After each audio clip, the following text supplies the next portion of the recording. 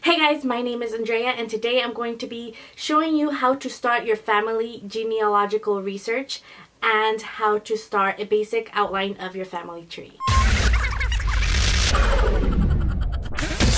So usually I do vlogs and DIY kind of videos on my channel, but ever since I posted my Ancestry DNA test on my channel, I've gotten a lot of views and a lot of comments and a lot of people interested in Ancestry. And I personally love to talk about my Ancestry journey and give people tips and tricks on how to go about their own family research a lot more effectively. So about 6 years ago, I started looking into my family history and actually building a tree and looking for documents and eventually looking for photographs and stories. So all of the information that I have right now has been a compilation of many years of hard work and just random discoveries. So again, the first step is to start your family tree. You can either get a piece of paper and write it down and draw it out. I myself am very messy, so I resort to trying to do it on the internet. There are tons of websites and programs that you can create family trees, but my favorite and I think most easiest, because I've been doing it for a long time, is creating a family tree on Ancestry.com. And getting a membership, obviously it costs money, but creating an account and making your family tree costs nothing. So I think it's very easy, very simple, and the layout to kind of trace your generations is very easy. So let me show you how to do that real quick. Okay, so you basically just go into Ancestry.com and you make an account. And as I said before, you don't have to get a membership quite yet because this is early in the investigation. So you just want to start on your family tree. So you click on trees and you click on create a new tree, and so then obviously when starting with the family tree you start with yourself. So you click add a new person, and in this case I will add myself. It gives you options on different things that you can fill out, as such as birthday and birthplace, and if you want to do that you can go ahead and do that, or you can just skip it and go back and edit it later. So I'm just gonna skip it for right now. And no, I'm not married, so I'm not gonna fill that in. So then you add your father. So then you can add your mother. Let's see. Here you can very easily see that you have yourself, and then you have your parents, your mom and your dad, and then it gives you space for your grandparents. So this is where you go to your parents if you don't already know who these people are. I know that a lot of people grew up very closely to their grandparents and might even know their birth date, but some people like myself grew up with no grandparents because they had been already deceased.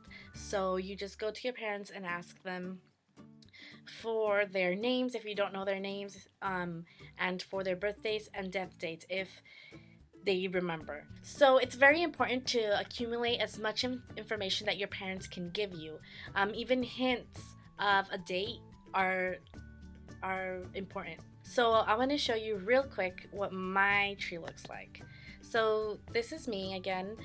These are my parents, and then these are my grandparents on my dad's side, my grandparents on my mom's side, and so forth. Their parents, their parents, their parents, their parents, their parents, their parents. So I really like I said, this Ancestry format, how you make your family tree, because it's very easy to follow whose parents are who. So even in what generation is this? Like the 4th, 5th generation, when you click on to see this person's parents, it keeps going, and it's very easy to tell oh, these two are his parents, and these two are his parents, and these two are his parents, kind of thing. So that's why I like this way of creating a family tree, and you guys can do it any way that you like.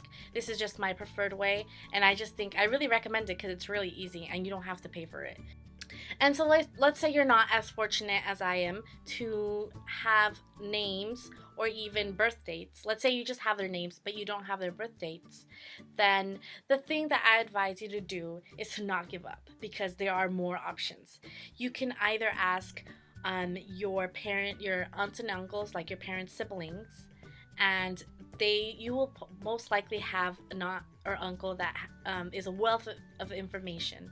In my case, my mother she couldn't remember a lot of information regarding dates, but I had an aunt who could tell me all of them. So if I didn't never asked her, then I would have never known, you know. So, and if you don't have, if let's say your parent is a single, like they were an only child situation, then the next step is to ask any older living relatives, their aunts or uncles, or anyone related to your grandparents, or anybody who knew your grandparents, because you never know who has that kind of information. So once you start building a tree, you're going to reach a point where you don't know, you can't go back anymore. Like you've already exhausted your parents' information, your aunts and uncles' information, your great aunts and uncles' information, like all the older really living relatives that you know, like you've already juiced them of their information. So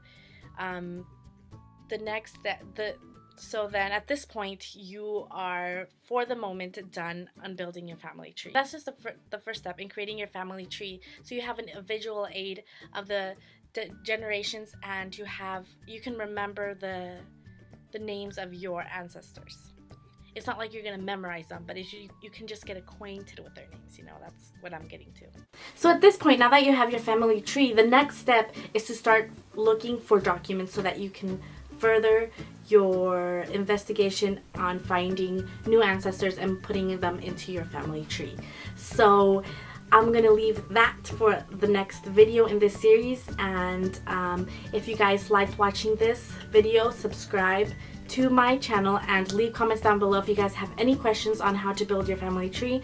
I know that this information was really basic, but I know that it can be really helpful to people who are just starting their genealogical family search adventure. Watch the second episode of this series so that I can give you tips on how to efficiently look for your ancestry documents and the websites that I personally used to get them.